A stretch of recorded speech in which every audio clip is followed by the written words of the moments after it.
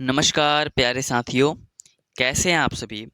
आशा करता हूँ आप सभी बहुत अच्छे होंगे, स्वस्थ होंगे तथा अपनी पढ़ाई बहुत ही अच्छी तरीके से कर रहे होंगे। साथियों, आज हम लोग Bihar board class 10th Sanskrit के नवम पाठ यानी 9वां अध्याय स्वामी दयानंद पाठ को पढ़ेंगे। साथियों, जैसा कि आप बहुत ही अच्छी तरीके से जानते हैं कि हमने पिछले वीडियो में चैप्टर 8 करमवीर कथा पाठ को पढ़ा था। साथ ही साथ हमने जितने भी चैप्टर को आपको पढ़ाया उसका ऑब्जेक्टिव प्रश्न साथों साथ आपको प्रस्तुत भी कराया, ताकि आपको अपनी परीक्षा की तैयारी करने में किसी भी प्रकार की समस्या का सामना नहीं करना पड़े। तो अगर आपने उन सभी वीडियो को नहीं देखा है तो हमारे इसी वीडियो के डिस्क्रिप्शन में जा कर के मैं उन सभी वीडियो का लिंक हमारे डिस्क्रिप्शन में दे दूंगा इसी वीडियो के, आप वहां से अवश्य देख लें। चलिए साथियों, आज हम लोग नवम पाठ स्वामी दयानंद को पढ़ते हैं। देखिए साथियों, यहाँ पे नवम लिखा है। इस नवम का अर्थ क्या होता है? इस नवम का अर्थ होता है नौ। ठीक है, पाठ का अर्थ आप लोग जानते होंगे, पाठ होता है, या आप इसे अध्याय के नाम से भी जानते हैं।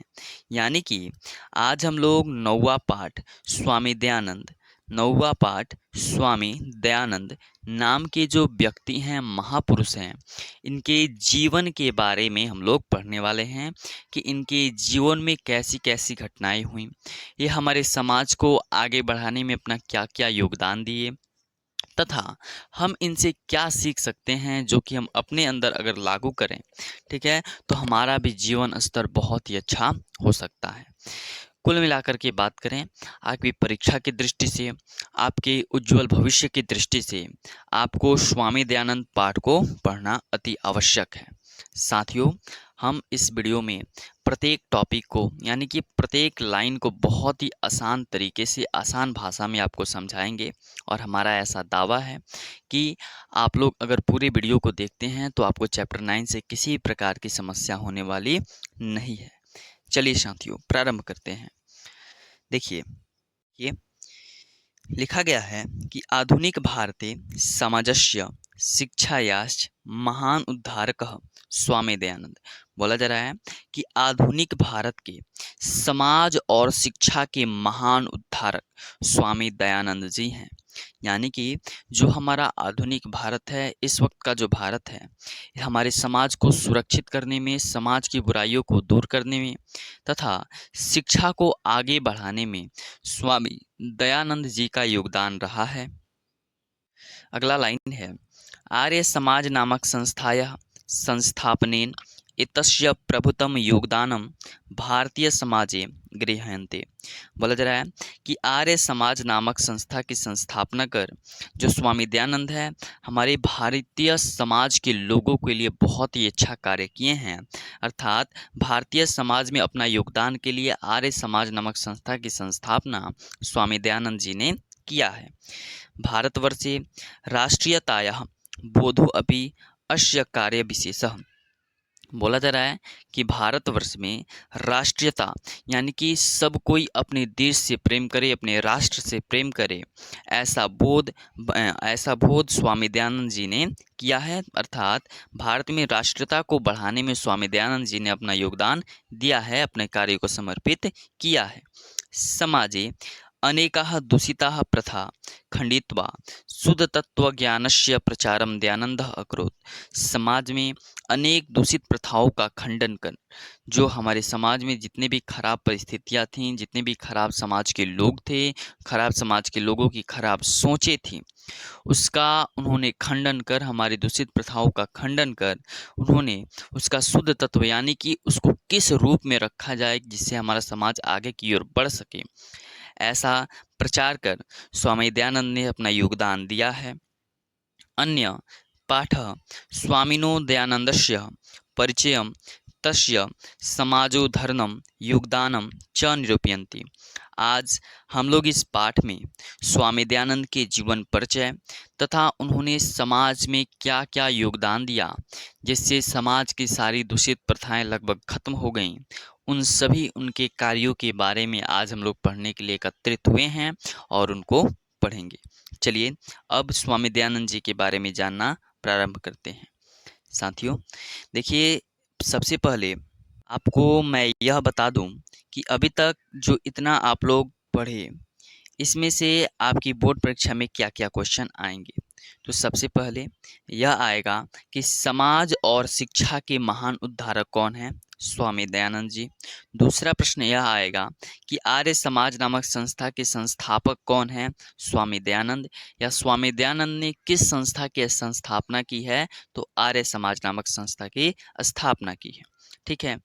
तो और यह भी क्वेश्चन आ सकता है कि किसने समाज की दूषित प्रथाओं का खंडन किया है, विरोध किया है? तो स्वामी दयानंद जी ने किया है। और यह प्रश्न आपकी बोर्ड परीक्षा में रहते ही रहते हैं। चलिए आगे पढ़ते हैं। अगला पंक्ति है कि मध्यकाले नाना कुत्सिरित्यः भारतीयम समाजम अदुष्यन। बोल रहा है कि मध्यकाल में भारतीय समाज की जितने भी कुरीतियां थी, ठीक है, यानी कि बहुत सारी कुरीतियों, बहुत सारी समाज की दूषित प्रथाओं के कारण हमारा भारतीय समाज जो है दूषित हो गया था, खराब हो गया था, खराब परिस्थिति में आ गया था। जातिवाद कृतम वैषम्यम अस्पृश्यता धर्मकार्येषु आडंबरः स्त्रीणां शिक्षा विद्वानां गर्हिता स्थिति शिक्षायाः अव्यापकता इत्यादि दोषा प्राचीन समाजे आसनम। बोला जा रहा है जातिवाद कृतम वैषम्यम, यानी कि जातिवाद के कारण तुम इस जाति की हो, तुम फलना जाति के हो, इसके कारण लोगों में भेदभाव बना रहता था। अस्पृश्यता, लोग छुआछूत पर विश्वास करते कि तुम नीची जाति को हो, तुम काले हो, तुम गोरे हो, इस प्रकार से लोगों में भावना थी, लोग एक दूसरे को पसंद नहीं करते थे। धर्म कार्येषु आडंबरः, यानी कि आप हिंदू हो, आप मुस्लिम हो, आप सिख हो, धर्म के आधार पर लोगों का विभाजन कर देना। स्त्रीणाम शिक्षा, स्त्रियों को शिक्षा देने का कोई अधिकार नहीं है, उनको शिक्षा लेने का कोई अधिकार नहीं है, इसलिए स्त्रियां पढ़ नहीं सकती, ऐसी समाज की स्थिति थी। विद्वानाम गर्हिता स्थिति, विधवाओं की गर्हित स्थिति थी, यानी कि जिस लड़की का अगर एक बार विवाह हो जाता है, अगर उसके पति का मृत्यु हो जाता है तो फिर उस लड़की का शादी नहीं हो सकता। या आपने एक और प्रथा सुना होगा, सती प्रथा, कि पति की मृत्यु होने के बाद पत्नी को भी उसके साथ क्या कर दिया जाता था? जला दिया जाता था। और शिक्षा तथा हमारे समाज में ऐसी अव्यापक न जाने कितने दोष हमारे समाज को खा रहे थे, खोखला कर रहे थे। आप जानते हैं कि आजकल स्त्रियों को शिक्षा देने का, यानी कि हमारे देश में देखिएगा, अभी जो लड़कियां हैं बढ़ चढ़ कर के किसी भी खेल में, किसी भी पढ़ाई के क्षेत्र में अपना योगदान दे रही हैं, ठीक है, और काफ़ी आगे तक जा रही हैं। सोचिए, पहले का एक ऐसा आडंबर रहा है कि जातिवाद के कारण लोग एक दूसरे को पसंद नहीं कर रहे। तुम इस जाति के हो, तुम इस धर्म के हो, तुम काले हो, तुम गोरे हो, छुआछूत का भेदभाव, तुम्हारे घर हम नहीं खाएंगे, तुम हमारे घर के बर्तन में नहीं खाओगे, ठीक है। स्त्रियों को शिक्षा नहीं दिया जाएगा, वे लोग पढ़ लेंगी तो आगे बढ़ जाएंगी, ठीक है। विधवाओं की गृहीत स्थिति, जिन विधवा का फिर से कोई भी विधवा हो जाएगी, उनका शादी नहीं हो सकता, उनको पति के साथ उनके जला दिया जाएगा। तो ऐसे समाज की बहुत सारी विषम परिस्थितियां हमारे समाज को खोखला कर रही थी, हमारे समाज को खाती जा रही थी। अतः अनेके दलिता हिंदू समाजम तिरस्कृत्य धर्मांतरम स्वीकृतवन्तः, जिसके कारण जो भी दलित समुदाय, जो छोटे कास्ट के हिंदू समाज के, हिंदू धर्म के जो छोटे कास्ट के लोग थे ना, वे लोग अपना धर्म परिवर्तन कर किसी दूसरे धर्म को स्वीकार कर लिए। एतादृशे विषमे काले उन्नीसशतके केचन धर्मोद्धारक सत्यान्वेषिणः समाजस्य वैषम्यं निवारक भारतीय वर्षे प्रादुर्भवन। देखिए साथियों, ऐसा कहा जाता है कि जब जब इस पृथ्वी पर, जब एक तरफ से बोला जाए कि धर्म में आडंबर आने लगता है, या एक तरफ से बोला जाए समाज में अनेक प्रकार की दूषित प्रथाएं, समाज के लोग खराब होने लगते हैं, तो किसी ना किसी व्यक्ति का जन्म अवश्य ही होता है। वही है, यहाँ पे बोला जा रहा है कि 19वीं सदी में, 19वीं सदी में कुछ ऐसे विषम काल थे, हमारे समाज की कुछ ऐसी खराब परिस्थितियां थीं कि भारतवर्ष को कुछ धर्म उद्धारक, सत्यान्वेषी तथा समाज की विषमता को दूर करने वाले व्यक्तियों का प्रादुर्भाव हुआ। यानी कुछ ऐसे व्यक्तियों का हमारे इस 19वीं सदी में जन्म हुआ, जो हमारे देश में जितने भी प्राचीन समाज में जितनी भी कुरीतियाँ थी, जितनी भी बुराइयाँ थीं, उनको दूर करने का उन्होंने उपाय लिया और लोगों को जागरूक करना प्रारंभ किया। ठीक है। फिर बोला जा रहा है तेषु नूनं दयानन्दः विचाराणां व्यापकत्वात् समाजोद्धरणस्य संकल्पाइष्कृतस्थानीयः। बोला जा रहा है कि उनमें विचारों की व्यापकता तथा समाज के उद्धार के संकल्प की महानता के कारण स्वामी दयानंद सबसे शीर्ष स्थान पे हैं। देखिए 19वीं सदी की बात है कि बहुत सारे जो धर्म न्यायी थे या हमारे समाज के जितने भी आडंबर थे उसको दूर करने वाले लोग का जब जन्म होता है तो उनमें स्वामी दयानंद का स्थान श्रेष्ठकर है, क्योंकि इनके पास इतने व्यापक ज्ञान थे कि लोगों को कैसे जागरूक किया जाए, समाज की जितनी भी विषम परिस्थितियां हैं उनको कैसे दूर किया जाए। इनमें ऐसे ऐसे विचार थे, राष्ट्र भावना थी, सब कुछ स्वामी दयानंद में था। तो उन्होंने हमारे भारतीय समाज की जितनी भी दूषित प्रथाएं थी उनका खंडन कर हमारे भारतीय समाज को आगे बढ़ाने का इन्होंने कार्य संभाला और बहुत ही अच्छी तरीके से संभाला। ठीक है, अब आइए स्वामी दयानंद जी का जीवन परिचय जानते हैं, उनके बचपन के बारे में जानते हैं। उससे पहले आप लोग यह जान लीजिए कि अभी आपने जो पैराग्राफ पढ़ा है वहाँ से आपकी बोर्ड परीक्षा में कैसे कैसे प्रश्न आ सकते हैं। तो सबसे पहले आपके बोर्ड परीक्षा में यह 2 नंबर का सब्जेक्टिव प्रश्न आ सकता है कि हमारे भारतीय समाज में, प्राचीन भारतीय समाज में कौन कौन सी कुरीतियाँ थी, कौन कौन सी बुराइयाँ थीं। तो आप लोग कॉपी अगर लिए हैं कलम तो आप लिखते जाइए कि हमारे भारतीय समाज में कौन कौन सी बुराइयां थी। लिखिए, जातिवाद, जाति के कारण लोग एक दूसरे से बंटवारा कर लेते थे, जातिवाद। दूसरा अस्पृश्यता यानी कि छुआछूत, तुम इस जाति के, तुम उस धर्म के, छुआछूत। धर्म कार्यशु, धर्म के कारण लोगों में विभाजन। स्त्रीणाम शिक्षा, स्त्रियों को शिक्षा नहीं देना है। विधवानाम गृहीता स्थिति, विधवाओं का फिर से विवाह नहीं कराना है, उनको विधवा हो गई हैं तो विधवा ही रहेंगी। शिक्षाया यानी कि ऐसे हमारे समाज में बहुत सारे क्या थे, कुरीतियाँ थी। ठीक है, आप लोग ऐसे लिख सकते हैं और आपको 2 नंबर अवश्य मिलेंगे। चलिए, उसके बाद आपसे यह क्वेश्चन पूछा जा सकता है कि किस समाज के दलित समुदाय के लोगों ने धर्म परिवर्तन कर लिया। तो हिंदू समाज के दलित समुदाय यानी कि जो सबसे छोटे कास्ट के लोग थे। छुआछूत सबसे पहले बहुत ही ज़्यादा था। देखिए, किसी व्यक्ति का आत्मसम्मान श्रेष्ठकर है, पैसा सबके लिए बराबर नहीं होता। अगर उनको आत्मसम्मान मिल रहा है, लोग एक दूसरे का इज्जत कर रहे हैं, तो लोग उसी में खुश रहते हैं। तो आप भी अपने बड़ों का इज्जत करें, अपने छोटों का भी सम्मान करें, क्योंकि सम्मान देना बहुत ही अच्छी बात है। ठीक है, तो इससे क्या हुआ, मतलब हमारे हिंदू समाज के जितने भी दलित समुदाय के लोग थे वह दूसरे धर्म को स्वीकार कर लिए। फिर बोला जाएगा कि किस सदी में हमारे समाज में महान उद्धारक यानी कि समाज की विषम परिस्थितियों को दूर करने वाले व्यक्तियों का जन्म हुआ। 19वीं सदी में जन्म हुआ।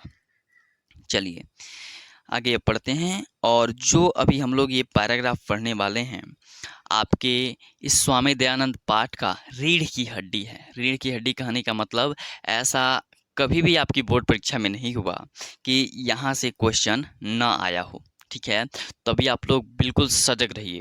कॉपी कलम लिए हैं तो आप एक अच्छे छात्र हैं। ठीक है, कॉपी कलम में जो भी हम बातों को बोलते जा रहे हैं आप लिखते चलिएगा। देखिए, स्वामिनः जन्म गुजरात प्रदेशस्य टंकारा नामके ग्रामे 1824 ईस्वी वर्षे अभूत बालकस्य नाम मूलशंकर इति कृतम्। बोला जा रहा है कि 1824 ईस्वी में गुजरात राज्य के टंकारा नामक गांव में एक बालक का जन्म होता है और उस बालक का नाम रखा जाता है मूलशंकर। ठीक है, क्या हम बोले कि स्वामी दयानंद जी हैं, उन्हीं के बारे में चर्चा हो रही है। बोल रहा है कि 1824 ईस्वी में गुजरात प्रदेश के टंकारा नामक गांव में एक बालक का जन्म होता है जिसका नाम क्या रखा जाता है, मूलशंकर। साथियों, आप लोग सोच रहे होंगे कि अभी आप बोल रहे हैं कि हम स्वामी दयानंद का परिचय पढ़ने वाले हैं, लेकिन आपने यहाँ पे मूलशंकर नाम रख दिया। आखिर यह मूलशंकर है कौन? देखिए, स्वामी दयानंद जी हैं, उनका बचपन का नाम, जब उनका जन्म हुआ था तो उनके माता पिता ने उनका क्या नाम रखा, मूलशंकर नाम रखा था।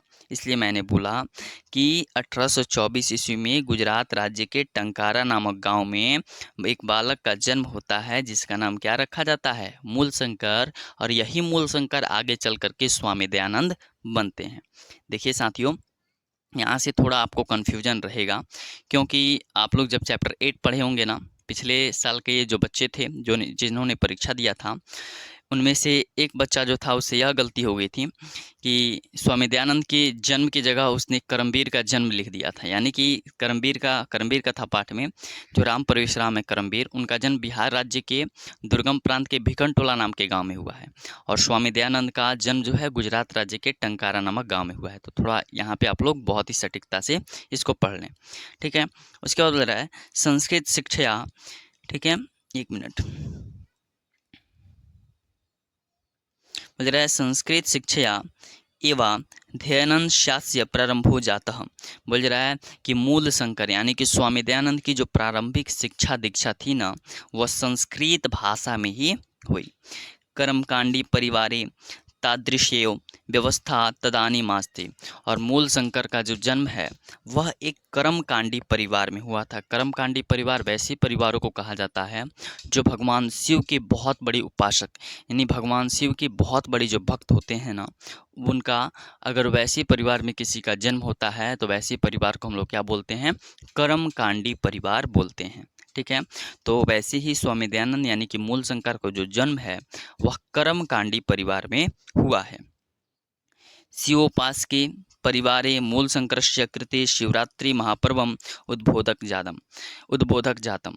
देखिए बोल रहा है कि महाशिवरात्रि का दिन था और मूल शंकर के सभी परिवार के जो लोग थे वह शिव की उपासना कर रहे थे। यानी कि देखिएगा भगवान शिव का दिन होता है महाशिवरात्रि, श्रावण मास, ठीक है। महाशिवरात्रि के दिन क्या हुआ था कि मूल शंकर के सभी परिवार के लोग जो थे वो भगवान शिव के इतने बड़े पुजारी थे कि महाशिवरात्रि के दिन भगवान शिव की क्या कर रहे थे, आराधना करने के लिए उन्होंने व्रत रखा हुआ था, उपासना रखी हुई थी। लेकिन वह महाशिवरात्रि का दिन जो है वह मूल शंकर के लिए अच्छा साबित नहीं हुआ। क्यों, क्या हुआ? रात्रि जागरण काले मूल शंकरेण दृष्टम यत शंकरस्य विग्रहं मारुहा मूषकाः विग्रह प्रेतानि द्रव्यानि भक्षयन्ति।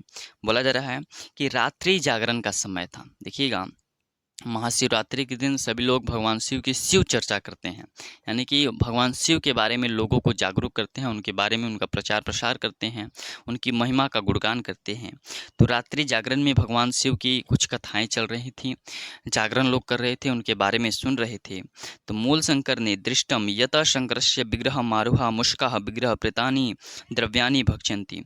तो मूल शंकर ने देखा कि स्वामी दयानंद जो थे ना, स्वामी दयानंद यानी कि मूल शंकर जो थे, उन्होंने देखा कि भगवान शिव की, जो भगवान शिव थे उनकी प्रतिमा पर जो भी द्रव्य पदार्थ चढ़ाए गए थे, देखिएगा आप लोग जाते हैं तो शंकर जी का पहले कपार फोड़ देते हैं। कैसे कपार फोड़ देते हैं? आप लोग जाते होंगे तो एक कलश लेते होंगे, यानी लोटा लेते होंगे अपने घर से, उसमें पानी जल डालते होंगे, ठीक है। किसी के घर दूध होगा तो दूध डालते होंगे, बेलपत्र सब डालते होंगे, एगो सिक्का भी इसमें डाल देते होंगे कि शंकर जी का चल के कपार फोड़ दिया जाएगा, ठीक है।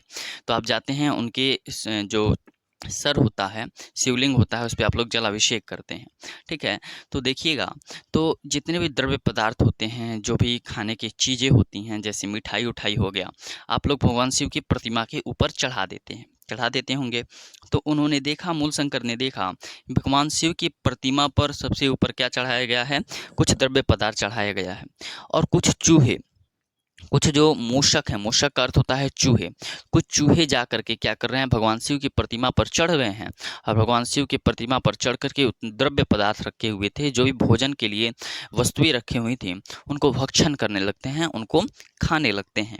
भक्ष्यंती, उनको खाने लगते हैं। मूल शंकरो चिंत्यत, मूल शंकर चिंता में पड़ जाते हैं। यत विग्रहो यम कीचतर वस्तुतः देव प्रतिमाया नास्ति। और मूल शंकर देखते हैं कि ये सब जो हुआ सब गधा ये कर रहा है, वह जा रहा है भगवान शिव की प्रतिमा पर लड्डू पेड़ा सब चढ़ैले है लोग, वह और जाकर उसको क्या कर रही है? खा रहा है, ठीक है। उसको जाकर के खा रहा है। मूल शंकर चिंता में पड़ जाते हैं और वे सोचते हैं, अरे भगवान शिव तो अपने भोजन की रक्षा यानी अपनी खुद की रक्षा नहीं कर पा रहे हैं। इनके शरीर के ऊपर, हम लोग के शरीर के ऊपर एक मक्खी पड़ जाती है तो हम लोग मक्खी को उड़ा देते हैं, और भगवान शिव के ऊपर उतने चूहे चढ़ गए हैं, फिर भी भगवान शिव उनको भगा नहीं रहे हैं। अर्थात यह मूर्ति जो है यह क्या है? आस्था के लायक नहीं है, पूजा के लायक नहीं है, ठीक है। भगवान शिव सच में नहीं होते हैं। उनके मन में क्या आ जाता है? भगवान शिव के प्रति क्या आ जाता है? अनास्था भावना उत्पन्न उत्पन्न हो जाती है कि इसमें भगवान शिव नहीं है। अगर भगवान शिव रहते तो ये चूहे को मार करके भगा देते। रात्रि जागरणम विहाय मूल शंकर गृहगतम। उसके बाद मूल शंकर वहाँ से उठते हैं और उठ करके रात्रि जागरण से अपने घर की ओर चले जाते हैं। एवं मूल शंकर से मूर्ति पूजा प्रति अनास्था जाता, और मूल शंकर के मन में मूर्ति पूजा के प्रति अनास्था उत्पन्न हो जाती है। वे समझ लेते हैं कि मूर्ति का पूजा करना व्यर्थ है, क्योंकि मूर्ति में कोई भी भगवान नहीं होते। और यहाँ से आपकी बोर्ड परीक्षा में सब्जेक्टिव आएगा, हम अभी बताएंगे। ठीक है, बोला जाएगा कि वर्षद्वयाभ्यंतरे एवं तस्य प्रियायाः सुनिर्धनम जातम। अब इस घटना के मात्र 2 ही वर्ष हुए थे, यानी कि स्वामी दयानंद के मन में, यानी कि मूल शंकर के मन में मूर्ति पूजा के प्रति अनास्था उत्पन्न हुई 2 ही वर्ष हुए थे कि उनकी प्रिया का निधन, अर्थात उनकी बहन का क्या हो गया, निधन हो गया, उनकी बहन का मृत्यु हो गया। ततः मूल शंकरे वैराग्य भाव समागतः, जिसके बाद मूल शंकर के मन में वैराग्य भाव उत्पन्न हो गया कि कोई भी देवता देवी देवता कुछ भी नहीं होता है, क्योंकि हमारा जो परिवार है ना, वो भगवान शिव का इतना बड़ा उपासक, वैसे भगवान का उपासक जो इस संपूर्ण सृष्टि को चला रहे हैं, उन भगवान का उपासक होते हुए भी मेरी प्रिया, मेरी बहन का निधन हो गया, अर्थात भगवान बिल्कुल ही नहीं होते हैं। उनके मन में वैराग्य भाव समा गया, वैराग्य भाव उत्पन्न हो गया। गृह परित्यज्य विभिन्ना विदुषा संता साधुनाई संकतौ रमणावशो मथुराया बिरजानंदस्य प्रज्ञा चक्षुषा विदुषा समीप गामतः। बोला जा रहा है कि जिसके बाद उनके मन में जब वैराग्य भाव उत्पन्न हो गया ना, तो उन्होंने अपना घर बार छोड़ दिया, घर को त्याग कर दिया, और घर को त्याग करके वे बहुत ही साधु संतों के साथ मिलते हुए वह मथुरा में बिरजानंद नाम के प्रज्ञाचक्षु, जो आंखों से अंधे विद्वान थे, यानी कि अगर क्वेश्चन आएगा कि बिरजानंद कैसे थे, तो आंखों से अंधे थे, वैसे ऋषि मुनि के पास, वैसे महात्मा के पास वे पहुंच गए। कहाँ पर पहुंच गए? मथुरा में पहुंच गए। तस्मात् आर्ष ग्रंथानाम अध्ययनम प्रारंभता, और वहाँ पे उनसे बहुत सारे ग्रंथों का उन्होंने अध्ययन प्रारंभ कर दिया, ग्रंथों को पढ़ना प्रारंभ कर दिया। बिरजानंदस्य उपदेशात् वैदिक धर्मस्य प्रचारे सत्यस्य प्रसारे च स्वजीवनम व प्रतवान। बोला जा रहा है कि उनके गुरु, यानी कि बिरजानंद जो नाम के गुरु थे, मथुरा के प्रज्ञाचक्षु यानी आंखों से अंधे जो थे, उन्होंने वैदिक धर्म के प्रचार प्रसार का जो जिम्मा है और स्वामी दयानंद को सौंप दिया, और बोला कि आप जाइए और सत्य का प्रचार कीजिए, वैदिक धर्म का प्रचार कीजिए। और स्वामी दयानंद ने उसको अपना जीवन मान लिया, वैदिक धर्म का प्रचार करने को। यत्र तत्र धर्म आडंबरना खंडमपि स चकार अनेके पंडिता तेन प्राजिता तस्य मते च दीक्षिता। बोल रहा है कि जब उन्होंने जो भी हमारे यहाँ के वैदिक धर्म के प्रचार प्रसार का जब जिम्मा उन्होंने संभाला, तो उन्होंने धर्म में जितनी भी बुराइयाँ थीं, जितनी भी कुरीतियाँ थीं, उनको खत्म करने का उन्होंने बीड़ा उठाया, उनको जितने भी बुराइयों को उन्होंने क्या किया, खत्म किया, तथा समाज के जितने भी पंडित थे उनकी बातों से संतुष्ट होकर के, उनसे पराजित होकर के उनके ही बातों को उन्होंने समझना प्रारंभ कर दिया। यहाँ तक कंप्लीट हो गया। अब आइए समझते हैं कि आपकी बोर्ड परीक्षा में यहाँ से कैसे प्रश्न आ चुके हैं। आपकी बोर्ड परीक्षा में यहाँ से प्रश्न आए हैं कि स्वामी दयानंद जी का जन्म कब हुआ है? 1824। कहाँ पे हुआ है? गुजरात राज्य के टंकारा नामक में। ठीक है। स्वामी दयानंद के बचपन का क्या नाम था? मूल शंकर नाम था। ठीक है। स्वामी दयानंद की प्रारंभिक शिक्षा दीक्षा किस भाषा में हुई है? संस्कृत भाषा में। ठीक है। स्वामी दयानंद जी का जन्म किस परिवार में हुआ है? कर्मकांडी परिवार में हुआ है। फिर आपसे आपकी बोर्ड परीक्षा में सब्जेक्टिव बहुत ही महत्वपूर्ण प्रश्न लगभग 1 साल छोड़ करके दूसरे साल जरूर रहता है कि स्वामी दयानंद में मूर्ति पूजा के प्रति अनास्था कैसे उत्पन्न हो गई। तो कॉपी लिए हैं तो लिखिए कि स्वामी दयानंद में मूर्ति पूजा की अनास्था कैसे उत्पन्न हो गई। लिखिए, एक दिन का समय था जब महाशिवरात्रि का दिन था। महाशिवरात्रि के दिन में जो मूल शंकर के परिवार के जो सभी सदस्य थे वह उपासना कर रहे थे। तो उपासना के दौरान स्वामी दयानंद यानी मूल शंकर ने देखा कि भगवान शिव के प्रतिमा पर जितने भी द्रव्य पदार्थ चढ़ाए गए हैं, जितने भी भोजन हेतु पदार्थ चढ़ाए गए हैं, उनको कुछ चूहे जाकर के भक्षण कर रहे हैं, चूहे जाकर के खा रहे हैं। जिसके बाद स्वामी दयानंद ने सोचा कि यह मूर्ति अपनी तो सुरक्षा कर नहीं पा रही, तो हमारी सुरक्षा क्या करेगी। इसके बाद उन्होंने अपने घर प्रस्थान किया, वहाँ से घर चले आए और स्वामी दयानंद के मन में मूर्ति पूजा के प्रति विरोध, मूर्ति पूजा के प्रति अनास्था उत्पन्न हो गई। फिर आपसे एक और क्वेश्चन सब्जेक्टिव में पूछा जा चुका है कि स्वामी दयानंद में वैराग्य भाव कैसे उत्पन्न हो गया। तो लिखिएगा कि स्वामी दयानंद में पहले जो फॉर्मेट लिखवाए हैं उसको लिख लीजिएगा कि स्वामी दयानंद मूर्ति पूजा के विरोधी कैसे बन गए। उसके बाद लिखिएगा कि स्वामी दयानंद में मूर्ति पूजा के विरोध हो जाने के बाद 2 वर्षों के बाद, यानी कि स्वामी दयानंद में अनास्था भावना उत्पन्न हो जाने के लगभग 2 वर्षों के बाद उनकी प्रिया अर्थात उनकी बहन का निधन हो गया, जिसके कारण स्वामी दयानंद में वैराग्य भाव उत्पन्न हो गया। फिर आपसे क्वेश्चन ऑब्जेक्टिव में पूछा गया है कि बिरजानंद कहाँ थे, बिरजानंद कहाँ के थे, मथुरा के, ठीक है। और स्वामी दयानंद बिरजानंद के पास कहाँ मिलने गए थे, मथुरा में। और बिरजानंद कैसे थे, प्रज्ञाचक्षु यानी एक आंख से अंधे थे। उसके बाद बोला जाएगा कि स्वामी दयानंद ने किसका प्रचार प्रसार किया, वैदिक धर्म का प्रचार प्रसार किया, ठीक है। यहाँ से आपकी बोर्ड परीक्षा में ऑब्जेक्टिव तथा सब्जेक्टिव बहुत ही अधिक मात्रा में पूछे गए हैं। अब आइए, बोल जा रहा है कि स्त्री शिक्षाया विधवा विवाहस्य मूर्ति पूजा खंडनस्य अस्पृश्यता बाल व्यवस्य च निवारणस्य तेन महान प्रयास विभिन्न समाजोद्धार के सहकृतः। बोला जा रहा है कि स्त्रियों की शिक्षा देना, विधवाओं का फिर से विवाह कराना, मूर्ति पूजा का खंडन करना, अस्पृश्यता यानी कि लोग एक दूसरे को चाहें ऐसा कार्य करना, बाल विवाह को रोकना, यानी कि पहले देखिएगा आपके दादा या दादी जी का भी शादी बहुत ही कम उम्र में हो गया होगा, ठीक है, लगभग 13-14 वर्ष की उम्र में। अभी जिस उम्र में आप लोग पढ़ाई कर रहे हैं उस उम्र में उनका विवाह शादी हो गया होगा, ठीक है। तो बाल विवाह को रोकना, इन सभी जितने भी समस्याएं थे उनको दूर करके समाज को एक उन्नत स्थान यानी उन्नत दिशा की ओर बढ़ाना, ऐसा स्वामी दयानंद ने कार्य किए। स्वसिद्धांत नाम संकलनाय सत्यार्थ प्रकाश नामक ग्रंथ राष्ट्रभाषाय विरच्य स्वनियाना स महंत पुकारम चकार। जो भी स्वामी दयानंद जी को मानने वाले थे, यानी स्वामी दयानंद जी के विचारों पर जो चलने वाले लोग थे, उनके लिए स्वामी दयानंद जी ने सत्यार्थ प्रकाश नामक एक पुस्तक, एक ग्रंथ की रचना की। राष्ट्रभाषा, राष्ट्रभाषा कौन सी है, हिंदी में। हिंदी में स्वामी दयानंद के जितने भी मत थे, जितने भी विचार थे कि समाज को किस दिशा में बढ़ाना चाहिए, वैसे बातों को सत्यार्थ प्रकाश नामक पुस्तक में स्वामी दयानंद जी ने हिंदी भाषा में लिखा। स महंत पुकारम चकारम कीच वेदान प्रति सर्वेशा धर्मना धर्मनुयायिना ध्यानमाकर्षण स्वन्य वेद भाष्यानि संस्कृत हिंदी भाष्यो रचितवान। और बहुत सारे वेदों को भी जो धर्म के लिए थे उनको भी, वेद भाषों को भी संस्कृत में तथा हिंदी में उन्होंने रचना की। प्राचीन शिक्षाया दोषान दर्शित्वा नवीन शिक्षा पद्धति सावर्ष्य दर्शयत स्व।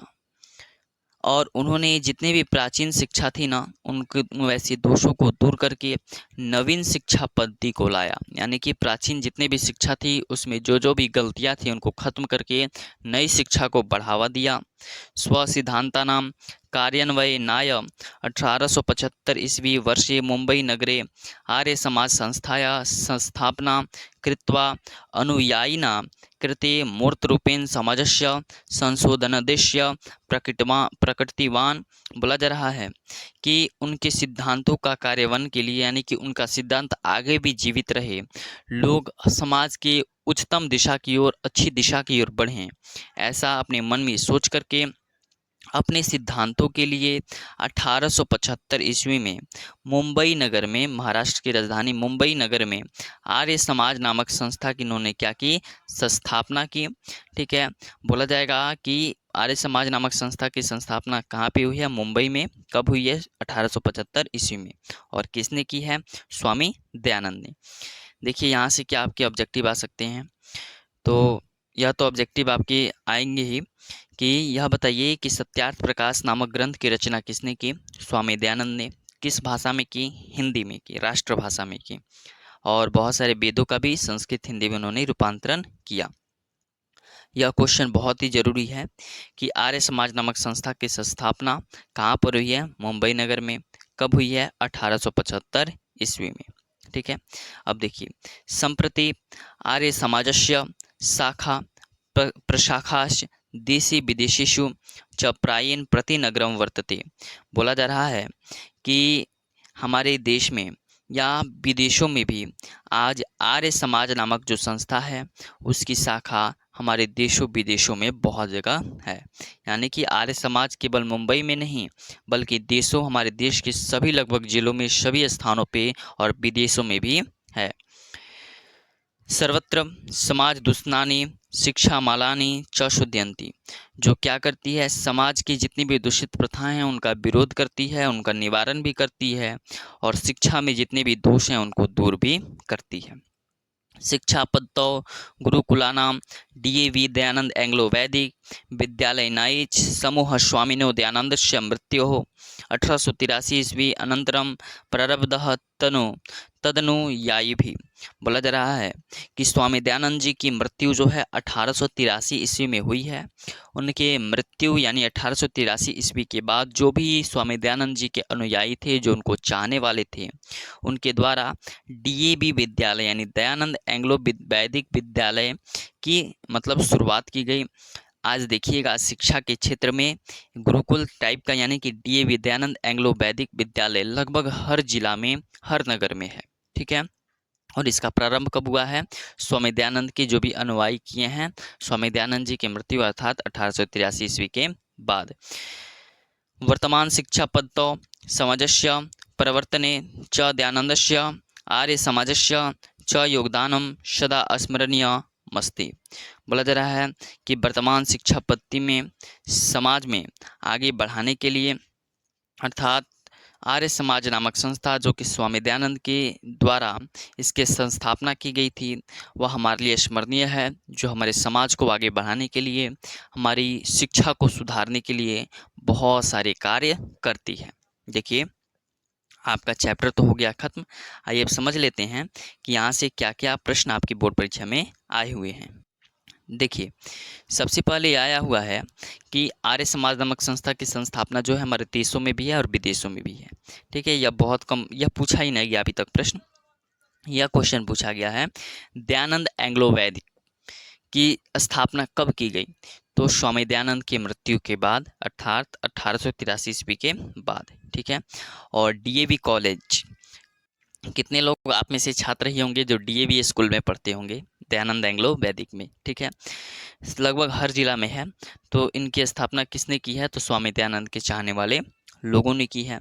और आर्य समाज जो है उसके लिए हमें हमेशा उसका धन्यवाद करना चाहिए, क्योंकि हमारे समाज में जितनी भी विषम परिस्थितियाँ आती हैं, जो भी शिक्षा में जो भी आडंबर आते हैं, जो भी शिक्षा में विरोध आते हैं, जो भी शिक्षा को सुधारने का कार्य होता है, और आर्य समाज नामक संस्था बहुत ही अच्छी तरीके से उसका कार्यान्वयन करती है, बहुत ही अच्छी तरीके से उसको संभालती है।